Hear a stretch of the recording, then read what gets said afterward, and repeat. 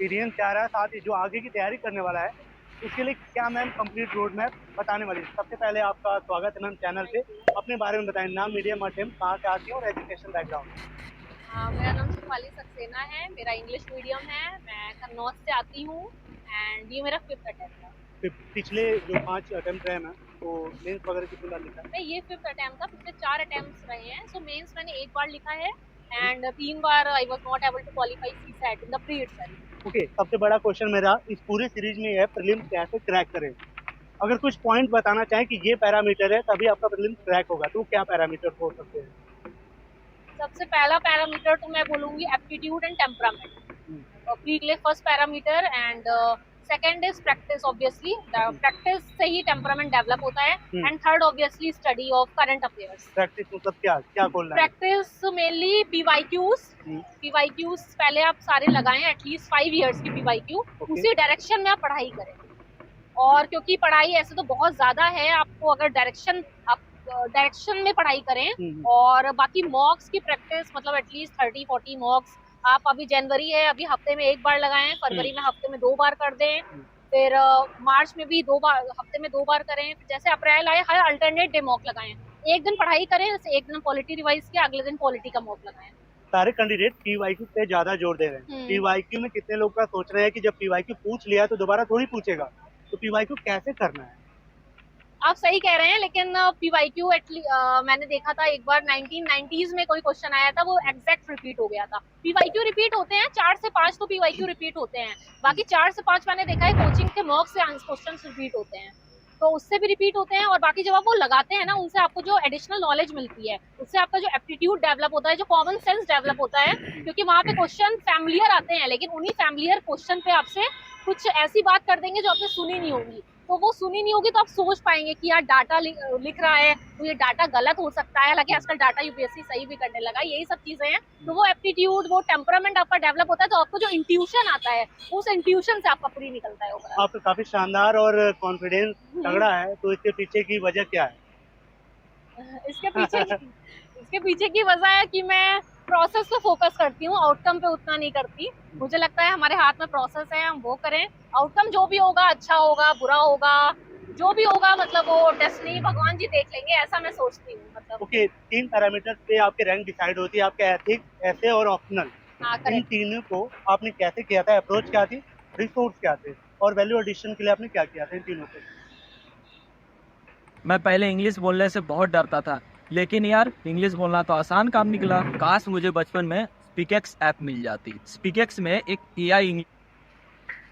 Ethics के लिए मैंने कोचिंग के मॉडल आंसर से हेल्प ली थी, वो काफी अच्छे होते हैं। और उसके अलावा एथिक्स में एग्जाम्पल्स, कोट्स, इनकी बहुत इंपॉर्टेंस होती है। तो मैंने एग्जाम्पल्स के लिए एक बेटर इंडिया वेबसाइट है, वहां से कुछ एग्जाम्पल्स लिए थे। और इंडियन एक्सप्रेस में भी निकलता रहता है कि जैसे इंडियन एक्सप्रेस के गवर्नेंस अवार्ड्स होते हैं, तो उनसे कुछ आईएएस ऑफिसर्स के अच्छे एग्जाम्पल, उनसे वो 2 काम करते थे, वो मुझे इंस्पायर भी करते थे। और मेरे इथिक्स और एसे, मैंने दोनों ओवरलैप होते हैं। देखिए, आप एग्जांपल्स एथिक्स के एसे में यूज कर सकते हैं, एसे के एथिक्स में। सो आप ये इस पे फोकस करें कि आपको कंटेंट कम है, लेकिन आप उसको कितनी जगह यूज कर सकते हैं। कई लोगों के पास कंटेंट तो वो ज्यादा होता है, वो यूज नहीं कर पाते हैं। कई लोग कम कंटेंट में मतलब एकदम कॉन्फिडेंस लूज कर देते हैं। ऑप्शनल क्या था आपको? ऑप्शनल मेडिकल साइंस था, तो ऑप्शनल के लिए तो मैंने वही टेस्ट सीरीज के कुछ टेस्ट लिखे थे। बाकी मेरा एमबीबीएस की जो भी किताबें थी वो मैंने पढ़ी थी, उनसे पूरे नोट्स बनाए थे, नोट्स को रिवीजन किया था। उन नोट्स से भी माइक्रो नोट्स बनाए थे एकदम अल्टीमेट रिवीजन के लिए, क्योंकि 5 दिन मिलते हैं आपको। जब आपका आखिरी जीएस का पेपर होता है और ऑप्शनल का शुरू होता है, तो उन 5 दिन में अगर आपके माइक्रो नोट्स होंगे, क्योंकि नोट्स भी हमारे होते हैं 200-250 पेज के, 5 दिन में नहीं कर सकते। तो मैंने उन 200-250 के, मेरे तो शायद 400-500 पेज के थे नोट्स जो थे, तो उनको मैंने 100-150 पेजेस में कंडेंस किया था 5 दिन में रिवाइज करने के लिए। तो ऐसे मैंने आपका मेडिकल बैकग्राउंड रहा है, हाँ। तो फिर ह्यूमैनिटी की तरफ स्विच होना बहुत बड़ा चैलेंजिंग रहा होगा फिर से आपके लिए।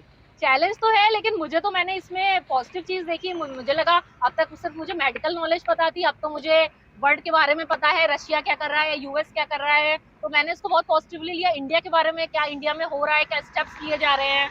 सो चैलेंजिंग तो नहीं था। अगर आपको इंटरेस्ट हो तो मेरे ख्याल से हर चीज आसान हो जाती है। सो मुझे तो आसान लगा, out of my interest only. Notes बनाने से पहले आप एक रीडिंग कर लें कम से कम।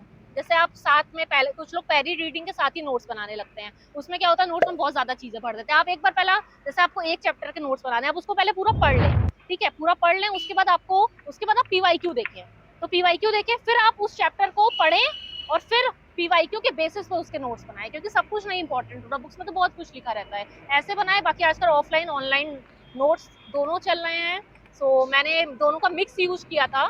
आप मेरे ख्याल से दोनों का मिक्स करना चाहिए, बिकॉज काफ़ी चीज़ें हम ऑफलाइन थोड़ा पढ़ते हैं, थोड़ा रिटेंशन बेटर होता है, और ऑनलाइन थोड़ा करंट अफेयर्स के नोट्स बनाने चाहिए, because they are very vast.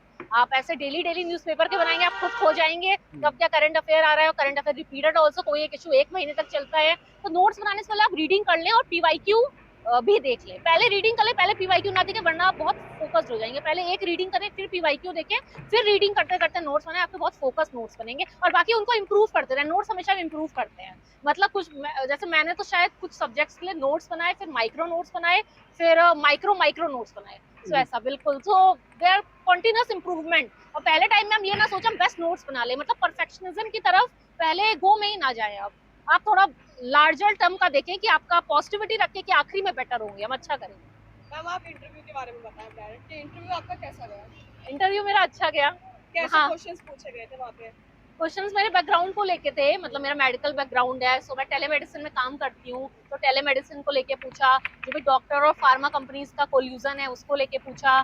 GK competition एक बार मैंने डिस्ट्रिक्ट लेवल पे जीता था, सो उसको लेके उन्होंने सपोज किया कि मतलब मेरी जीके अच्छी होगी, तो उन्होंने मुझसे वर्ल्ड की टॉप 5 जो लार्जेस्ट कंट्रीज है वो पूछी। वेनेजुएला में क्या चल रहा है, थोड़ा सा वो जीके सुडान, तो वही मैंने डैफ में डाला था इसलिए। और बैकग्राउंड आ गई वुमेन का पूछा कि अगर मैं किसी ऑफिस की CEO हो, तो अपार्ट फ्रॉम गवर्नमेंट स्कीम जो तो चली रही है, मैं वुमेन के बेटरमेंट के लिए मैं क्या काम करूंगी, मैंने लेटेस्ट मूवी कौन सी देखी, उस मूवी से मुझे क्या मैसेज मिला, ये पूछा।